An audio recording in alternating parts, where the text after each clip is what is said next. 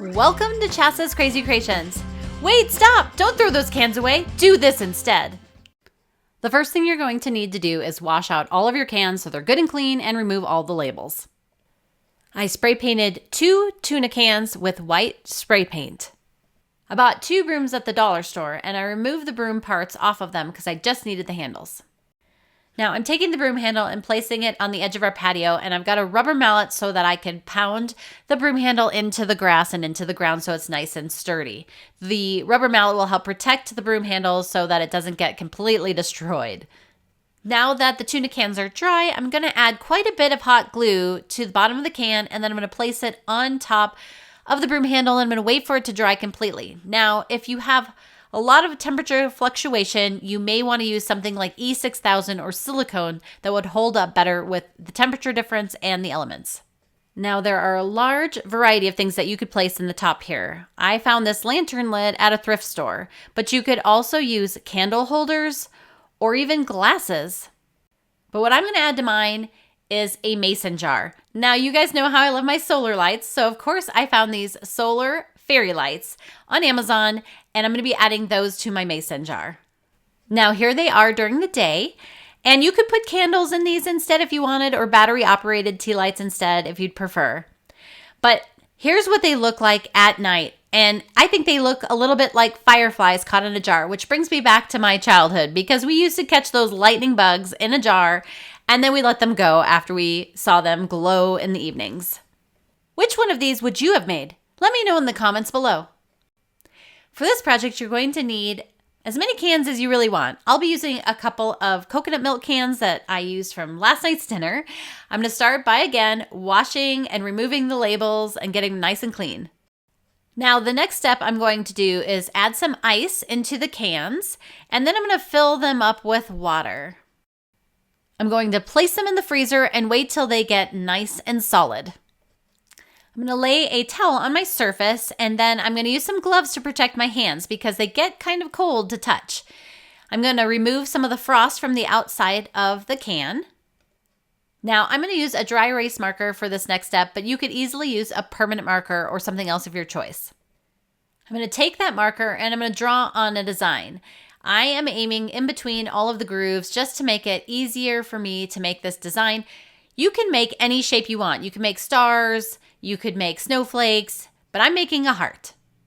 Now, I'm going to show you a couple ways you can do this next step. So the first way is to use a punch and a hammer. This works great if you're working with kids and if you don't like working with power tools. So all I do is place the punch on one of the dots, and then I use the hammer to tap on the punch until that punch goes all the way through the can. The ice is what's holding the can shape together. And I just continue doing that all the way around until the entire can and all of the heart holes are punched. And this completes option 1. Now, for a second option, you can use a drill and a bit. Make sure to use safety goggles and follow all the protocols needed before moving forward using a power tool. So the drill bit is a smaller one. You can make them bigger if you choose. It's really up to you, but it's basically the same concept. So I'm going to place the drill onto the holes that I drew on, and then I'm going to drill through each one of those. Now, you can leave it like this, but I'm going to take it one step further. I'm going to make a hole on either side so that I can hang this can. So I'm going to take just the punch and I'm going to punch a hole on either side of the can. Now you have to get the ice to melt out of the can. So you can either just wait and let it drain out naturally. I'm popping it in some cold water and the ice will just plop right out. And then I'll be able to just dry them off and move on to the next step. Now you'll want to decide where you're placing these before choosing your paint. Mine will be under a covered area. So I'm going to be using Folk Art Home Decor chalk paint for this. And I'm just going to paint the can with the chalk paint. Now you can coat it with 1 coat, 2 coats. It's really up to you, but I'm going to give the whole thing on both of them a coat and let that dry completely. Now I'm trying to decide between which of these treasure golds I want to use. Let me know which one you would choose in the comments below. I ended up going with the regular gold. I decided to go with the regular gold, and I'm just going to paint the inside of both hearts with this gold color. Now it might take 1 or 2 coats. It's really up to you what you want it to look like. And I'm going to make a handle out of some twine. Now you could place a lot of things inside like some solar lights or some candles, but I'm going to use these waterproof color changing LED lights that I found at the dollar store. And here's a look at them in the day and look at how they glow at night.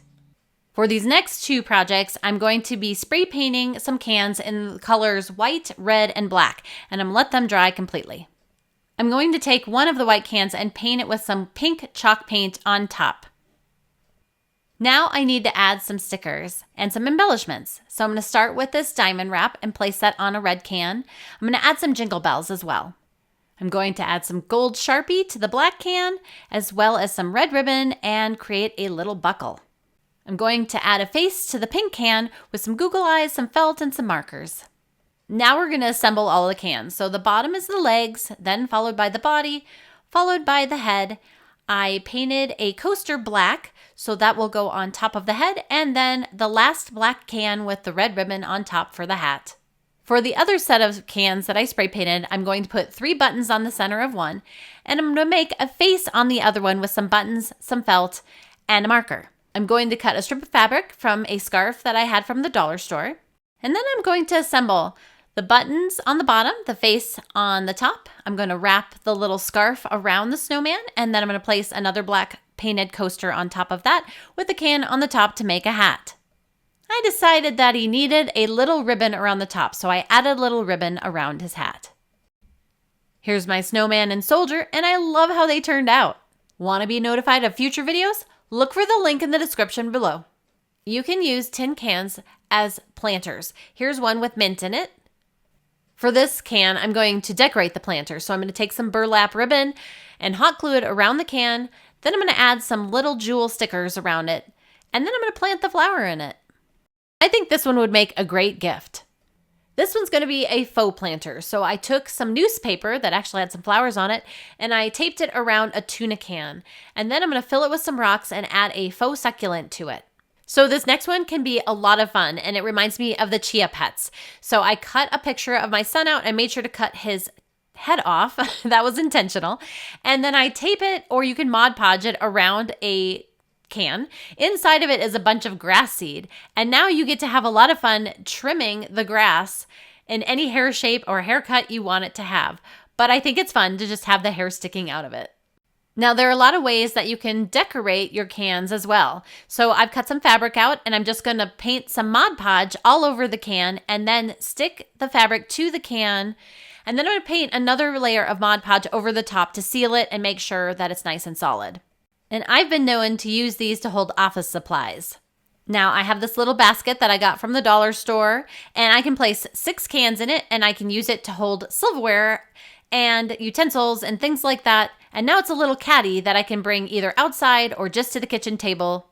For these cans, I hot glued some deco mesh around them, and I'm placing them on top of a dollar store tray. I'm going to fill them with a bunch of office supplies, and now I have a decorative way to display these supplies and make them easy to grab. Now, I laid a bunch of marbles in a pie pan, and I'm going to place another pie pan on top. This makes a Lazy Susan. I'm going to place my cans on top of that and add a bunch of arts and crafts supplies.